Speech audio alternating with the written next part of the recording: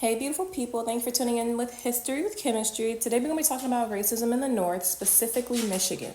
This is actually going to be part of a series I like to call Racism in the North, because racism was not only confined to the South, and I'm talking about historical racism, but I'll also mention some more recent statistics and data.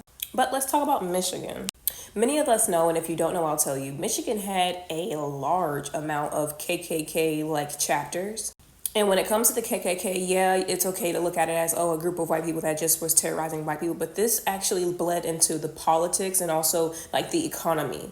Also, the way that the locals there live, whether that be, in regards to segregation, the poverty line, or the wealth gap, crime rates, all of these actually have a lot to do with having that large KKK presence and the KKK disbanding and becoming your politicians and your legislators and your city, all of these different things to help create this sort of like horrible lifestyle for Black people.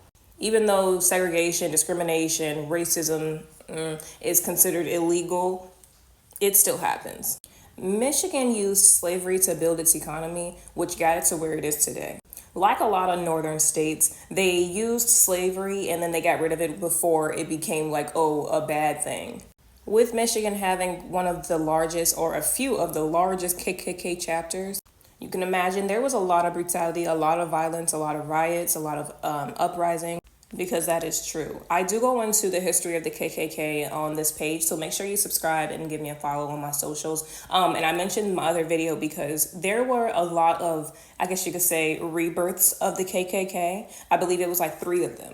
And the Michigan chapters survived 2 of the 3.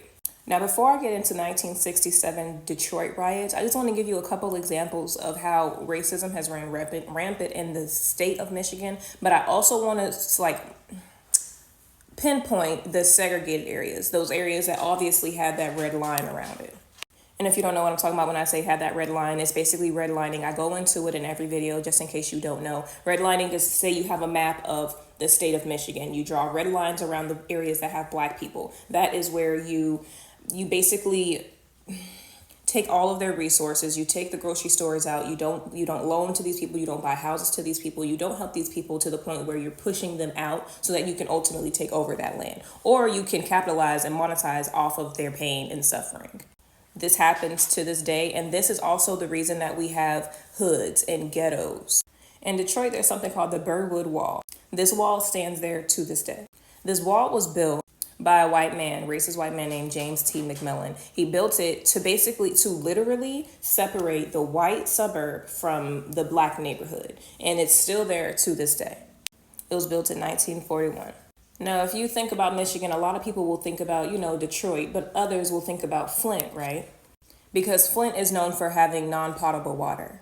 Now, a lot of people don't know this about Flint. There is, of course, one Flint, but there is Flint Township, and then there's the Flint, city. The city, downtown, that's where the bad water is. The Flint Township gets their water from Lake Huron, which gets it from the Great Lake. That is good water. That is all good water. Very intentional, though, because where do you think all the white people live? Now, Flint, like downtown Flint, the Black areas of Flint, they change their water source to the Detroit River, which is where waste management dumps. Fish are even scared to swim in that water because of how dirty it is. In order to make it potable, in order to make a cup of that water potable, you have to take it through a 16-hour process to make it potable for us to drink. And potable doesn't mean that it doesn't have the fucking bacteria and shit in it. It could still probably kill you, but your body can process it better. And don't come for me. I know what potable means. I know potable is supposed to mean, non-contaminated, treated water. Do you know how much time it would take to make that water treated and non-contaminated? Anyway, enough with the water. Because that's just one of many ways that racism is still well and alive in the state of Michigan. Michigan fought so hard to keep segregation that I believe it was Milliken v. Bradley of 1974. This is a court case where, after the court hearing, it basically limited the efforts to desegregate schools and school buses, basically saying that the Detroit school district and other school districts were not responsible to integrate their schools and buses. And the school district won that. For those of you that want to know a little bit more about where these large Ku Klux Klan chapters were, they were in Grand Rapids, Kalamazoo, and Saginaw. If you don't know, Michigan ain't that damn big. Okay, they not that big. If you ever think about it, of course you can think about these cities as sundown towns. Now, nowadays, I've been to these cities. I would say Kalamazoo, yeah. Saginaw, depends. I have been to Grand Rapids. Grand Rapids is racist, but I wouldn't call it a sundown town because I would. Yes, racism is dangerous on all levels, but it's just more or less like, just it's typical. It's a shame I have to fucking say this.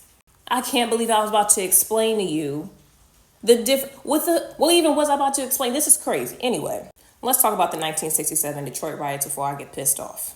On July 23rd, 1967, a black-owned speakeasy was basically raided, where some 80 people were brutally beaten and arrested. This was the tip of the iceberg. Like I said, there was decades and hundreds of years worth of racism in the state. Black people being discriminated against, being profiled, being beaten, hung, lynched, so many different things. So although this raid was like the tipping point, it was not the only reason that these riots jumped off. And not to mention the economic disadvantages, the educational disadvantages.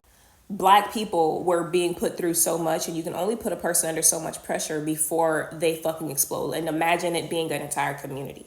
This raid was supposed to go down just like any other raid. The police were allowed to come in and beat these innocent people. Although, yes, it's a speakeasy, it was open illegally, but they were allowed to do this. They were supposed to do this. The black people were not supposed to fight back, but you can believe black people fought the fuck back.